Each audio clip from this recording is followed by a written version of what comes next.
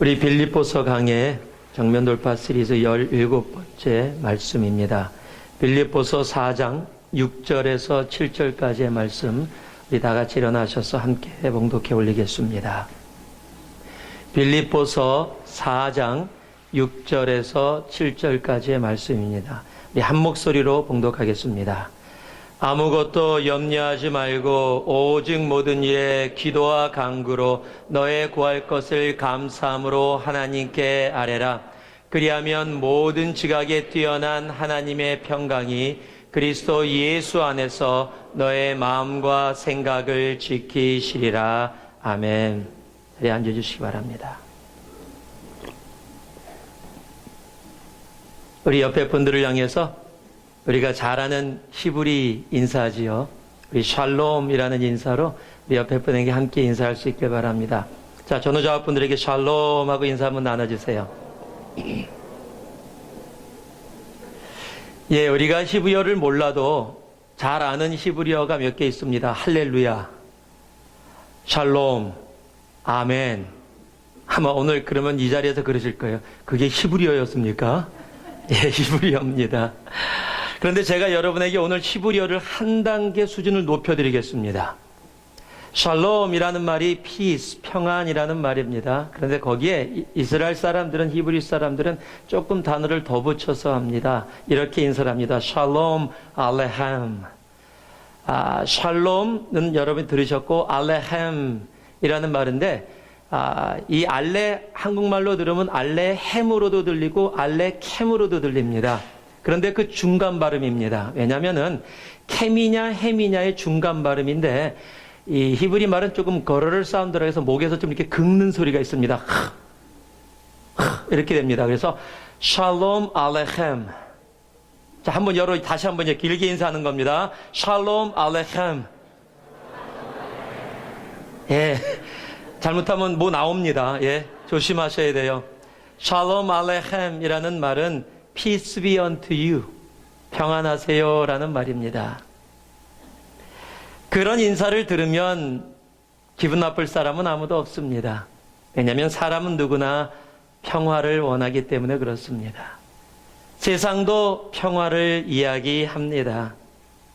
그럼에도 불구하고 평화를 이야기하고 평화를 원하지만 세상은 전쟁의 소리들, 불평등의 소리들, 아픔의 소리들, 고통의 소리들이 더 많이 들리는 것이 우리가 살고 있는 이 땅의 현실입니다.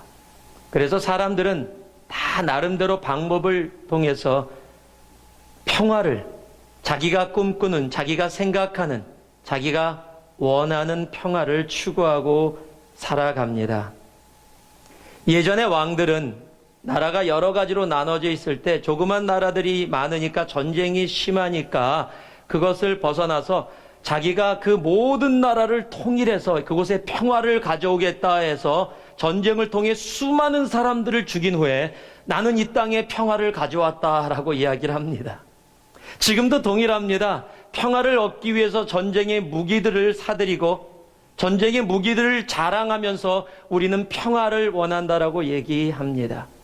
자기의 방어선을 다른 나라하고 부닥치면 비행기를 띄우고 항공모함을 출진시켜서 너희들 여기 넘어오면 우리는 공격하겠다, 무기로 사람들을 살상하겠다 얘기하면서 우리는 평화를 원한다라고 이야기합니다. 군사력으로 사람을 살생하고 죽이면서 얻는 평화, 그것이 세상에서 얘기하는 평화입니다. 더러는요, 그러면은 돈을 벌어서 잘 살게 되면 그러면 우리가 원하는 그 샬롬, 평화를 얻을 수 있지 않을까? 열심히 돈을 법니다. 그런데 우리는 압니다. 한국에서 오래전에 정말로 돈이 가장 많은 사람 중에 한 명이라고 하는 사람이 1등에서 뛰어내려 자신의 생명을 그냥 버려버리는 너무도 안타까운 일들이 우리의 삶 속에 그분뿐만 아니라 자주 있음을 우리들이 압니다. 그렇게 돈이 많은데도 자신의 생명을 벗어 던질 만큼, 그럴 만큼 그 삶 속에는 평화가 존재하지 않았다라는 사실입니다. 결국 돈도 이 땅에 평화를 가져올 수 없음을 우리들이 압니다. 그래서 더러는 많은 사람들이 좋은 정치인 뽑으려고 합니다. 좋은 정치인 뽑아서 그 사람이 정치를 잘하면 이 땅에 평화가 올 수 있지 않을까. 그런데 여러분 기억하세요? 예전에 한국에서 어떤 정치인을 뽑고 나서 많은 사람들이 한동안 유행했던 언어가 있습니다. 이 손을 내가 저주한다. 이 손을 내가 정말 너무 미워한다. 왜요? 잘못 뽑았다라는 얘기지요. 여러분, 정치인을 통해서도 우리는 이 땅에 평화를 가져올 수가 없습니다. 그래서 세상에 평화를 찾을 수 없게 사람들은 자기 나름대로의 평화, 자기 개인의 평화를 많이 추구하면서 찾아갑니다. 제가 일본에 있을 때 선교사역을 하면서 좀 지치고 힘들고 영적으로 일본이 어려운 땅이니까요. 좀 그런 고통이 있을 때 제가 좀 평안을 얻으려고 찾아갔던 곳이 있습니다. 그것이 일본말로 센토라고 부르는 곳입니다. 목욕탕입니다. 오후로라고 부릅니다. 일본 목욕탕 참 예쁘게 돼 있어요. 일본 목욕탕에 딱 1층에 들어가면 앉아서 이렇게 안마는 안마기가 있습니다. 그리고 발을 집어넣으면 발을 마사지 해주는 안마기가 있어요. 거기에 베개를 넣으면 10분 동안 발 마사지를 해줘요. 그럼 그곳에 딱 앉아갖고 발 마사지 딱 받고 티켓을 사서 2층으로 올라가면 2층이 목욕탕입니다. 뜨뜻한 물에 들어가 여러 가지 종류의 물이 있습니다. 딱 샤워를 하고 목욕탕에 들어갔다가 거기 밖에 나가면 천장이 열려있는 노상온천 같은 걸 이렇게 붙여놨습니다. 참 예뻐요. 특히 겨울에 거기 나가서 딱 뜨뜻한 물에 들어가 있는데 위에서 눈이 쫙 내리면은 여기가 천국이구나 막 이렇게 느껴져요. 따뜻한 물 속에 떨어지는 눈이 내 머리에 탁 떨어지고 하얗게 되어지는 모습 속에 너무너무 좋습니다. 그리고 그렇게 참 느긋하게 시간을 보낸 다음에 1층으로 딱 내려서 그곳에서 바로 우동을 한 그릇 사 먹으면 최고입니다. 야, 너무 좋다. 일본 가고 싶으시죠? 아니면 오늘 끝나고 사우나 가야 되겠다. 그런데도요, 또 내가 현실로 돌아오면 또 일본 안에 있는 그 사역 속에서 스트러글하고 힘들어하고 어려워하는 우리들의 현실로 우리는 돌아갈 수밖에 없는 겁니다. 왜냐하면 그것은 잠시의 평화라는 모습을 내 삶 속에 허락할지 모르지만 영원한 평화를 허락해 줄 수 없기 때문입니다. 여러분, 어른들 목욕탕 가면 뜨거운 물에 들어가서 그러시죠. 좋다. 시원하다. 그 말을 믿고 아들이 그 뜨거운 물에 들어갔다가 나오면서 하는 말 다 아실 겁니다. 세상에 믿을 놈 하나도 없다. 왜냐면요, 각자 추구하는 그런 평화가 다르기 때문에 그렇습니다. 어른에게 그 자리가 좋을지 몰라도 젊은 사람에게는 그 자리가 고통의 자리입니다. 사람들이 추구하는 평화가 다르고 그 평화는 결코 영원토록 내 삶에 평화를 허락해 줄 수 없음을 우리들은 압니다. 그런데 오늘 본문은 이렇게 이야기합니다. 모든 지각에 뛰어난 하나님의 평강이 The peace of God transcends all understanding. The peace that passes all understanding. 우리들이 이해할 수 있는 이성과 이해의 그것을 뛰어넘는, 사람들이 상식으로 이성으로 이해할 수 없는, 사람들이 도저히 이해할 수 없는 그 평화가 우리들을 지켜주실 것이다 라고 성경은 말씀을 통해 우리에게 약속해 주고 계신 겁니다. 빌립보 교회는 평화를 갖고 있었던 곳이 아닙니다. 그럼에도 불구하고 빌립보 교회에게 평화를 약속해 주는데 이 평화는 밖의 것으로 이루어지는 것이 아니라는 겁니다. 제가 여러분과 함께 나눴던 그 여러 가지 모습의 평화, 군사적, 정치적, 경제적, 또 개인의 삶 속에서 이루어지는 평화의 공통점이 하나 있습니다. 그 공통점이 뭐냐면 밖의 환경이 바뀌어지면 내 영혼 속에 평화가 임할 것이다 라는 생각입니다. 그것이 잘못된 겁니다. 여러분, 환경이 변하고 상황이 변한다고 내 삶 속에 평화가 오는 것이 아니라는 겁니다. 오늘 본문을 보니까요, 이 세상의 이해를 뛰어넘는 평화가 내 마음과 내 생각을 지키시리라 말씀하십니다. 즉 성경이 얘기하고 있는 진정한 샬롬 평화는 뭐라고 얘기하냐면 내 마음과 내 생각, 즉 내 내면의 세계가 지켜질 때 밖의 상황이 설사 변하지 않는다 할지라도 잠시 왔다 가는 평화가 아니라 샬롬, 영원한 평화, 하나님이 주시는 평화가 우리의 삶 가운데 온전히 임한다라고 말씀해 주고 계시는 겁니다. 진정한 평화는 환경의 변화가 아니라 내 내면의 지킴입니다. 어떤 사람이 마음의 평안을 갖기 위해 가끔 가다가 그림을 보면서 그림 속에서 좀 평화롭다 느끼기 위해 그림을 하나 사러 갔습니다. 그리고 화랑에 가서 주인에게 이렇게 얘기했습니다. 좀 평화를 내가 느낄 수 있는 그림을 하나 추천해 주십시오. 그래서 주인이 그 사람을 데려가면서 푸른 초원에서 짐승들이 뛰놀며 노을이 진 그곳에 정말 그림만 봐도 보통 사람들이 평화롭다라고 생각할 그런 그림을 보여주는데 그 사람은 관심도 없습니다. 그러게 다른 그림을 또 보여줍니다. 비치가에 부모와 자녀가 함께 웃으면서 뛰어노는 아름답고 맑은 그림을 보여주는데도 그 사람은 그냥 지나갑니다. 그러더니 그 사람이 한 그림 앞에 딱 섰는데 겨울 태풍이 불어서 나무가 흔들리고 있는 그림입니다. 가지에는 아무 잎사귀도 없습니다. 앙상한 가지들만 있습니다. 나무는 꼭 뽑힐 것처럼 흔들리고 있습니다. 그런데 그곳에 새집이 하나 있고 어미새가 먹이를 물고 와서 아기 새에게 먹이를 주는 그림입니다. 폭풍이 불고 있고 나무가 흔들리고 있는데 어미새를 바라보며 먹이를 달라고 바라보는 그 아기 새의 눈이 너무도 평화롭습니다. 그 주위에 태풍이 불고 있던 전혀 상관없고 자기는 자기 엄마가 먹이를 물고 와서 자기에게 준다. 그 눈은 바로 엄마만을 향하고 있는 겁니다. 평화는 밖의 환경에 대한 부분이 아닙니다. 평화는 내 마음과 생각입니다. 그러게 요한복음 14장 27절을 보니까요. 평안을 너희에게 끼치노니 곧 나의 평안을 너희에게 주노라. 내가 너희에게 주는 것은 세상이 주는 것 같이 아니하니라. 너희는 마음에 근심도 말고 두려워하지도 말라. 하나님이 우리에게 주시는 평안은 세상이 주는 평안과 다릅니다. 주위의 상황이 변해서 잠시 얻는 평안이 아니라 내 마음과 생각을 하나님께서 지켜주시는 평안.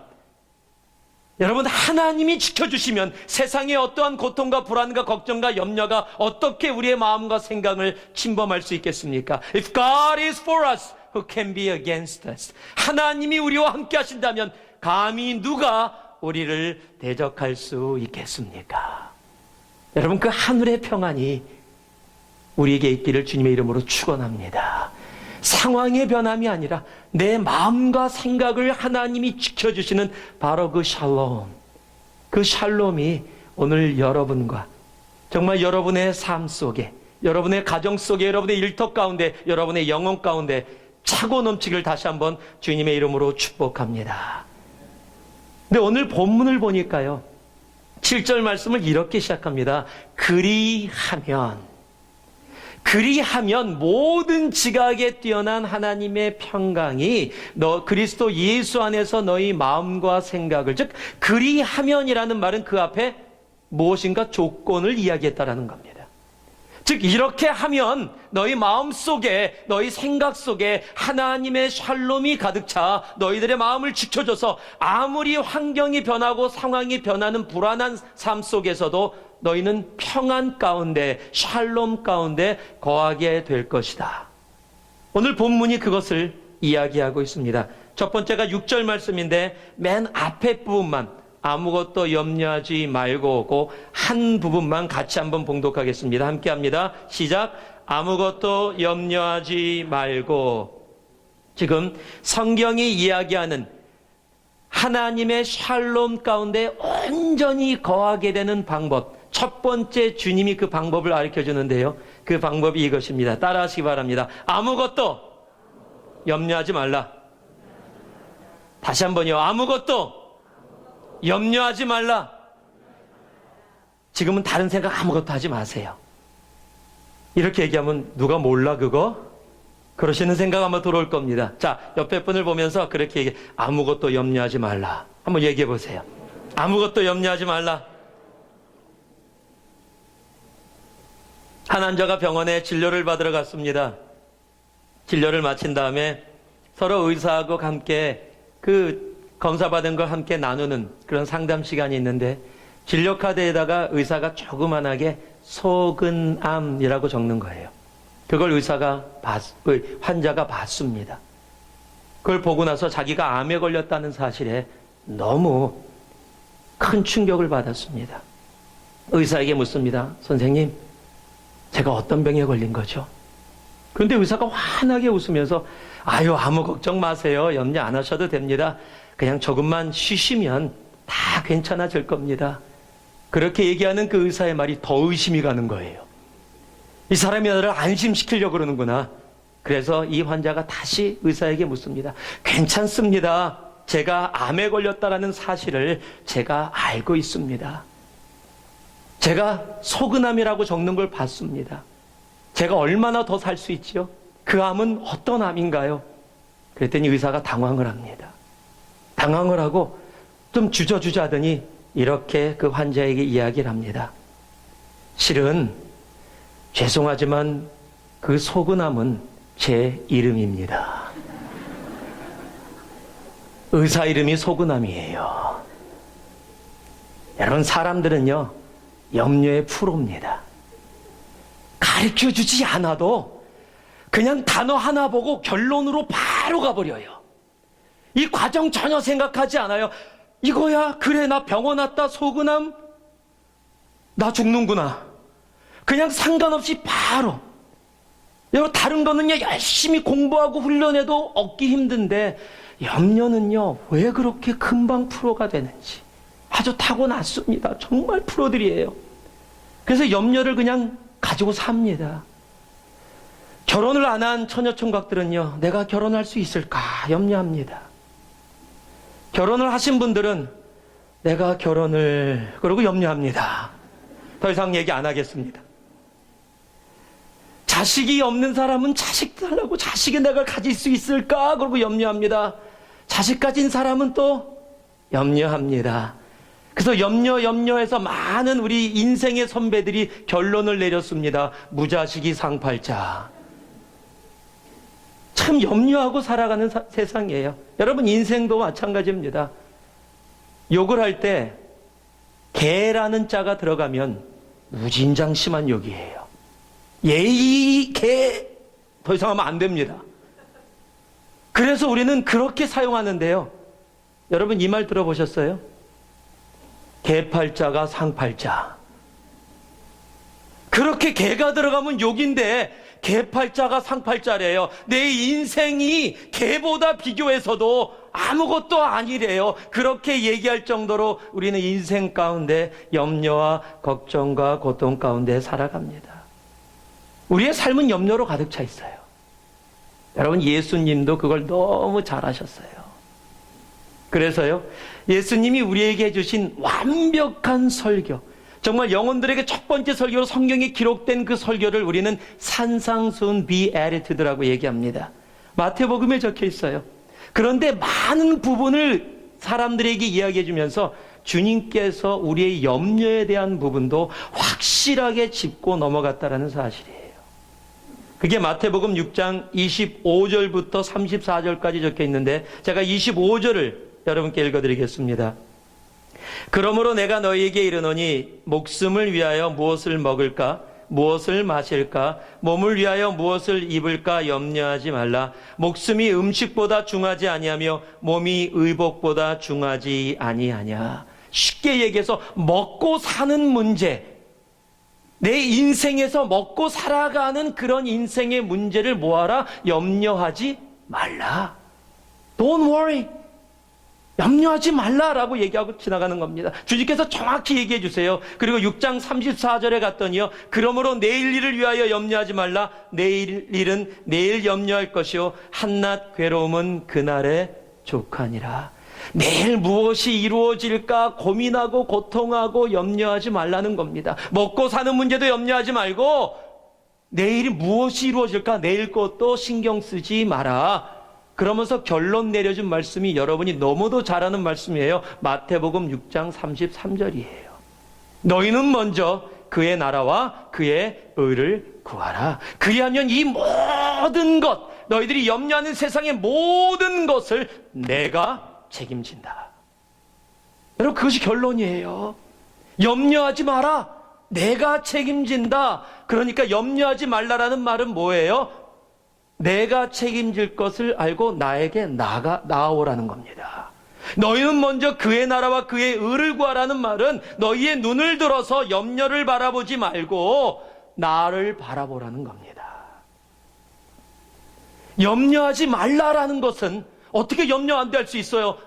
그것이 뭐 마음대로 됩니까? 예, 안 됩니다. 그러기에 내가 염려를 바라보던 눈을 돌려서, 내 결단으로 돌려서, 믿음 가운데 돌려서 염려의 해결자 되신 하나님을 바라보라는 말이에요. 여기에 염려라고 쓰여있는 단어는 아무것도 염려하지 마라가 메덴 메렘나테라고 적혀 있어요. 이 메덴은 앞에 부분은 아무것도라는 단어입니다. 메렘나테는 하지 마라 라는 뜻이에요. 염려하지 마라. 그런데 이 메렘나테라는 그 단어의 명령형의 원어가 메림나오라는 단어예요. 이 메림나오라는 단어는 두 가지 단어가 합쳐져서 한 단어가 된 겁니다. 하나는 메리조라는 단어고 하나는 노스라는 단어입니다. 노스라는 단어는 마음이라는 뜻입니다. 메리조라는 단어의 뜻은 나누어지다, 나누다, divide이라는 뜻이에요. 즉 염려라는 단어의 원어의 뜻은 마음이 나누어졌다라는 뜻이에요. 내가 염려하고 있다라는 뜻은 내 마음이 나누어졌다라는 말입니다. 어떻게 나누어졌느냐? 내 눈이 온전히, 내 영이, 내 삶이 온전히 하나님을 향하고 있어야 하는데 내 마음이 나누어져서 하나님도 향하고 반은 누구를 향하고 세상의 염려와 걱정을 향하고 있다라는 겁니다. 즉 염려를 멈춰라 라는 말은, 염려하지 말라, 염려를 중단하라는 말은 세상을 향해서 나누어졌던 내 마음을 다시 원래의 모습으로 합쳐서 연합하여 하나님을 향하라는 겁니다. 나누어지지 말라라는 겁니다. 하나님을 향해서 그 방향을 향해서 나아가라고 얘기하고 있는 겁니다. 그것이 염려하지 말라라는 하나님의 말씀입니다. 그래서요, 시편 121편 1절 2절을 보니까 내가 산을 향하여 눈을 돌리라. 나의 도움이 어디서 올꼬? 나의 도움이 천지를 지으신 여호와께로서로다. 우리의 눈을 들어서 어디를 보라고요? 여호와 하나님을 보라고 얘기하는 겁니다. 이 이야기는요, 하나님을 향해서 내가 마음을 연합했을 때, 나눠진 마음을 다시 합하여 내 눈을 하나님께로 향했을 때 내가 염려를 향해서 가던 나의 삶이 하나님을 향해서 나아가게 되고, 그것이 바로 염려하지 않는 삶의 모습이다라고 이야기하는 겁니다. 그러기에요, 베드로전서 5장 7절은 이렇게까지도 얘기합니다. 너의 염려를 다 주께 맡겨버리라. 이는 저가 너희를 번고하심이니라. Cast all your anxiety, cares upon him because he cares for you. 너의 염려를 뭐라고요? 다 던져버리라는 겁니다. 누구에게? 그 염려의 해결자 되신 하나님께. 여러분 왜 갖고 계세요, 염려를? 던져버리세요. 내려놓으세요. 여러분 이 이야기 너무 잘 아시죠? 너무 많이 들으셔도 아실 겁니다. 그런데 우리들이 그래요. 여러분 어떤 그 6.25 때 이야기, 또 여러 가지 형태로 이야기들이 많이 변경돼서 나와 있는데 그 내용은 동일합니다. 어떤 할머니가 길을 걸어가고 있는데 큰 짐을 가지고 있었어요. 머리에다 그것을 지고 걸어가는데 미군이 집차를 타고 가다가 그 할머니를 봤습니다. 그래서 태워줘서 어디까지 가냐고 물어본 다음에 서로 얘기해서 장소까지 태워주기 위해서 타시라 그랬어요. 타고 가는데 뒤에서 계속 할머니가 끙끙 소리가 들리는 거예요. 이상해서 뒤를 돌아봤습니다. 돌아봤더니 할머니가 뒤에 앉아서 짐을 지고 있는 거예요. 그래서 할머니 그 짐 내려놓으시라고. Put it down. 그랬더니 No, I can't. 할 수 없다는 겁니다. 왜 못하? 내려놓으시라고. 괜찮대요. 나 탄 것도 미안한데 내가 짐까지 어떻게 내려놓냐고. 그럼 여러분 뭐라 그러셨습니까? 그분에게. 할머니 왜 이렇게 바보 같으세요? 할머니 타고 있나 집 내려온다 나 똑같은 거예요. 그거 왜 지고 가세요? 그럴 거예요. 그런데 여러분, 우리가 그러고 있는 거 아세요? 주님께서 책임지시겠다고 하고 주님께서 주님 바라보고 나오라고 하는데 그 염려라는 짐을 내 머리에다 지고서 끙끙거리면서 계속해서 아유, 나는 양반 집안이라서 이 정도면 충분합니다. 난 더 이상 주님한테 피해 안 드릴래요. 그렇습니까? 아니요. 너의 염려를 주께 맡겨버리라. 이는 저가 너희를 권고하심이니라. He cares. 너희를 사랑하고 계심이니라. 너희를 위하심이라 라고 성경은 분명히 말씀하고 있는 겁니다. 여러분 염려 주님 앞에 던져버리세요. 그것이 내 눈을, 다시 내 나눠졌던 마음을 연합하여 주님을 향하는 겁니다. 그러기에 성경은요, 잠언 18장 10절에 이렇게 적혀 있습니다. 여호와의 이름은 견고한 망대라. 의인은 그리로 달려가서 안전함을 얻느니라. 평안을 얻느니라. 어디로 가면요? 주님 앞에 가면은. 여러분, 이런 말씀들이 성경에 무진장 많이 적혀 있어요. 그걸 다 여러분 성경만 코트해서 읽어드려도 한 2-3시간 여러분께 읽어드려야 될 거예요. 오늘 제가 몇 가지 말씀만 갖고 왔어요. 히브리서 12장 2절은요, 믿음의 주요 또 온전케 하시는 이인 예수를 바라보자. 제가 말씀 눈을 드렸죠. 영어로는 Let us fix our eyes. 우리의 눈을 고정시키자. 어디로? 예수께로. 나누지 말고 세상 받다가 주님 받다가 나눠져서 염려하는 나눠진 마음이 아니라 Let us fix our eyes only to Jesus. 요한복음 14장 1절은요, 너희는 마음에 근심하지 말라. 하나님을 믿으니 또 나를 믿으라. 걱정하지 마라. 내가 있다. 시편 43편 5절은 내 영혼아 내가 어찌하여 낙심하며 어찌하여 내 속에서 불안해하는가. 너는 하나님께 소망을 두라. Why art thou cast down, O my soul? Why art thou disquieted within me? Hope in God. Hope in God. 여러분, 주님을 바라보시기 바랍니다. 나눠진 마음을 다시 연합하여 주님을 바라보시는 그 모습이, 주님을 향해 나아가는 여러분의 삶의 영혼의 그 방향이 염려하지 말라라는 하나님의 말씀입니다. 염려하지 마시기 바랍니다.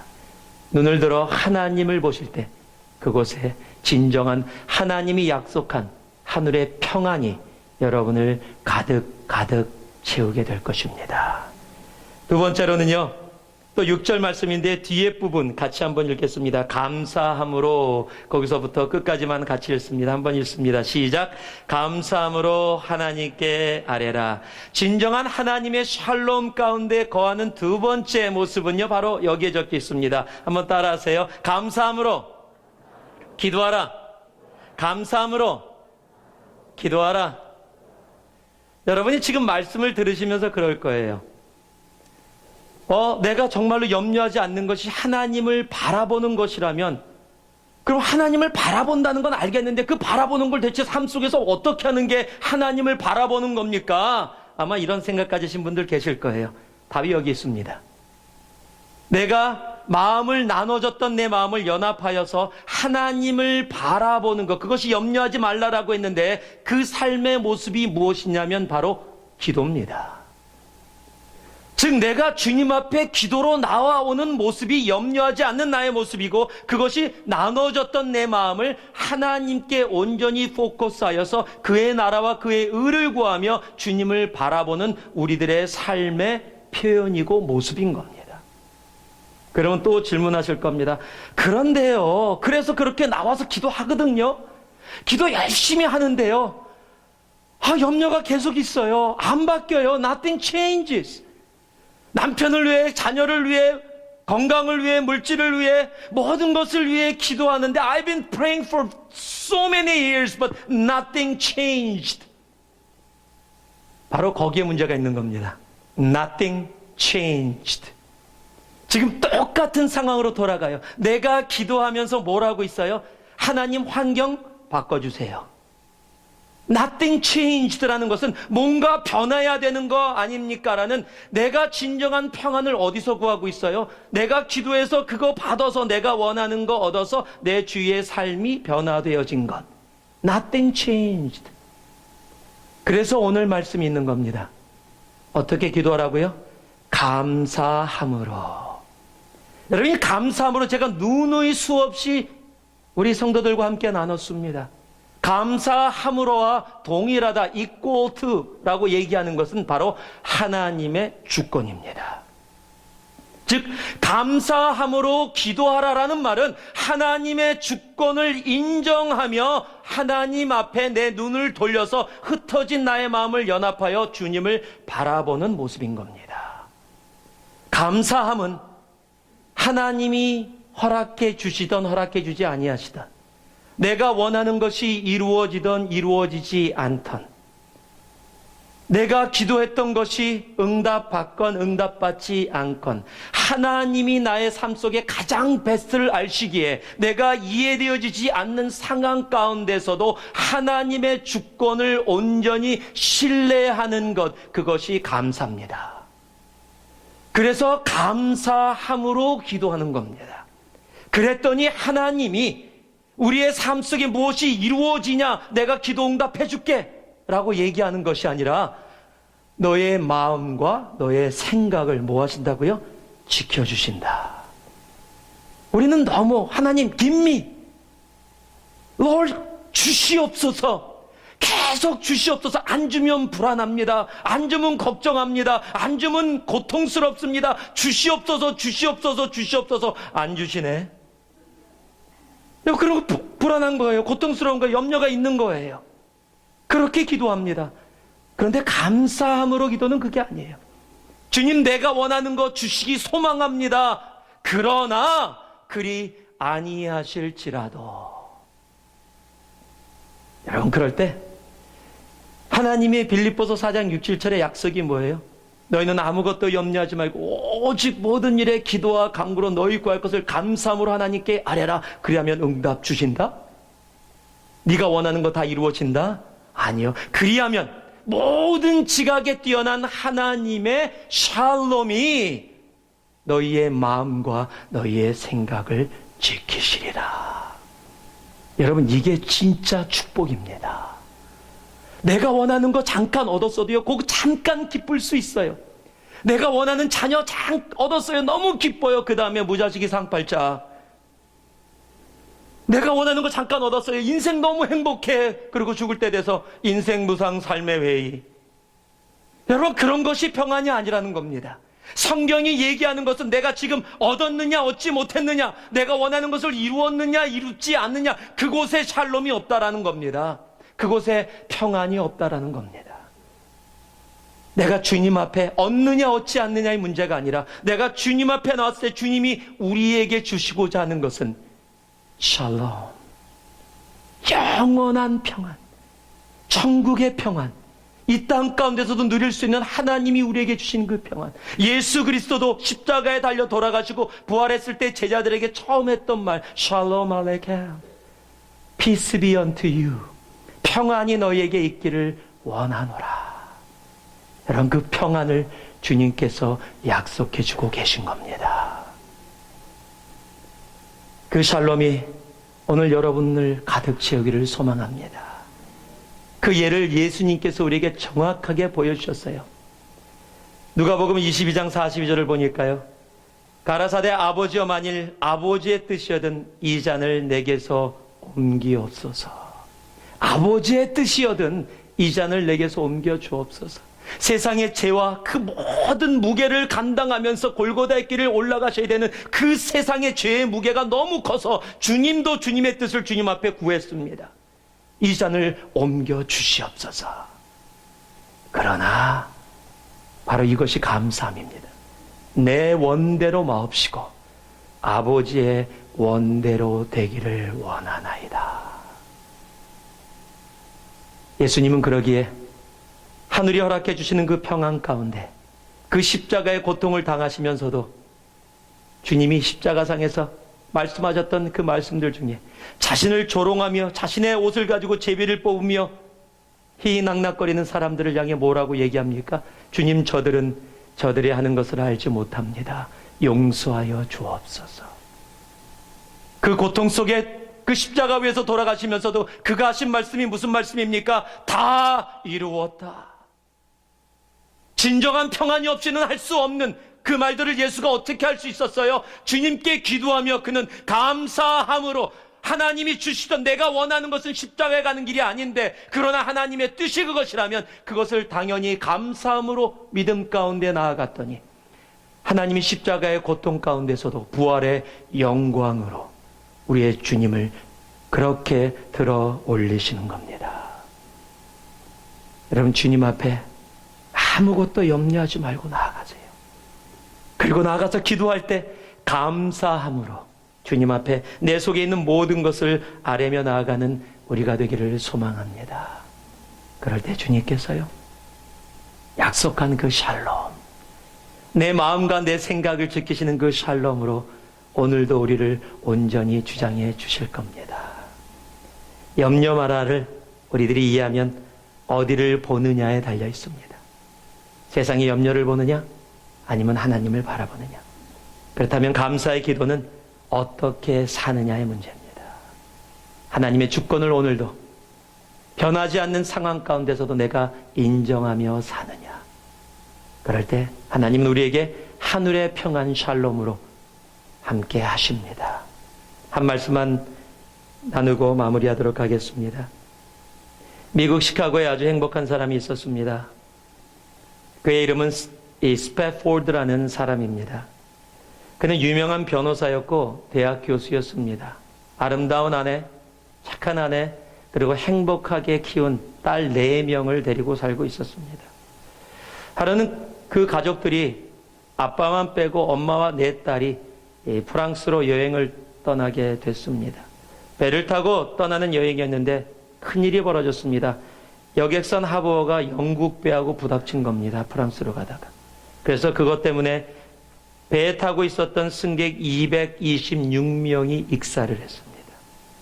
그 중에 그의 4딸이 포함되어 있습니다. 아내만 간신히 살아서 돌아왔습니다.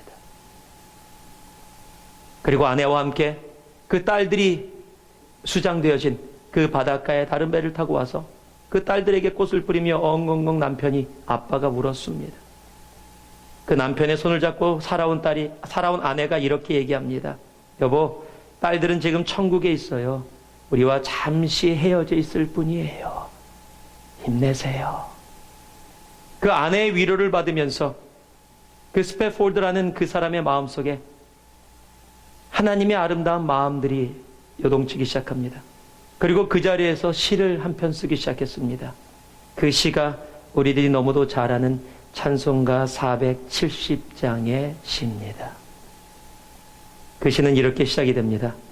내 평생에 가는 길 순탄하여 늘 잔잔한 강 같던지 큰 풍파로 무섭고 어렵든지 나의 영혼은 늘 편하다. 내 영혼 평안해, 내 영혼 평안해, 내 영혼 평안해. 오늘 이 찬송 1절만 같이 한번 좀 불러봤으면 좋겠습니다. 내 딸을 먼저 보내고 내 딸을 도저히 볼 수 없는 그 현실 속에서 그 아빠의 마음속에 심어준 하나님의 이 평안은 무엇일까? 이렇게 고백할 수 있는 그 스패포드의 고백이 있다면 우리의 삶 속에 고난과 아픔과 고통이 온다 할지라도 우리의 삶도 그렇게 고백할 수 있지는 않을까? 염려하지 마십시오. 그리고 정말로 주님 앞에 감사함으로 기도하면, 그리하면 세상의 모든 이성과 이해를 뛰어넘는 하나님의 샬롬이 오늘 여러분을 주장하게 될 것입니다. 그 마음으로 이 찬양 한번 나의 기도로, 나의 고백으로 돌려드립니다. 내 평생에 가는 길 순탄하여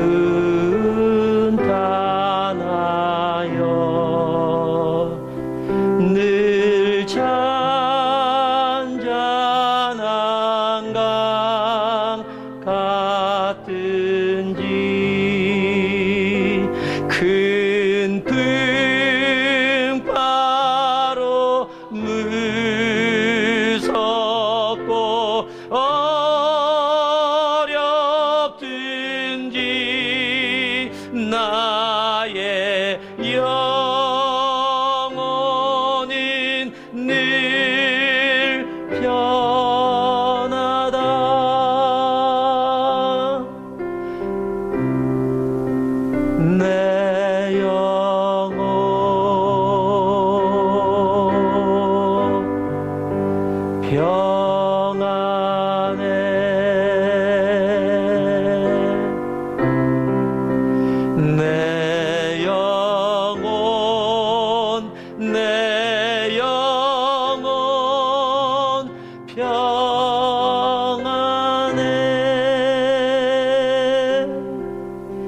사랑의 아버지 하나님, 내 영혼 평안해를 주위의 환경과 상황이 변하고 내가 원하는 것을 이룰 때만 고백하는 그런 고백되지 말게 하시고, 하나님 내 영혼 평안해를 아버지 매 순간 주님과 함께 동행하며 그렇게 외칠 수 있는, 선포할 수 있는 우리 되게 하여 주시옵소서.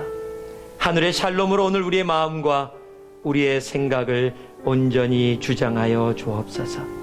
그로 인해 염려하지 말라는 하나님의 말씀에, 감사함으로 기도하라는 하나님의 말씀에 우리의 삶의 열매가 하늘의 샬롬으로 가득 차게 하여 주옵소서. 예수님 이름으로 기도 올리옵나이다. 아멘.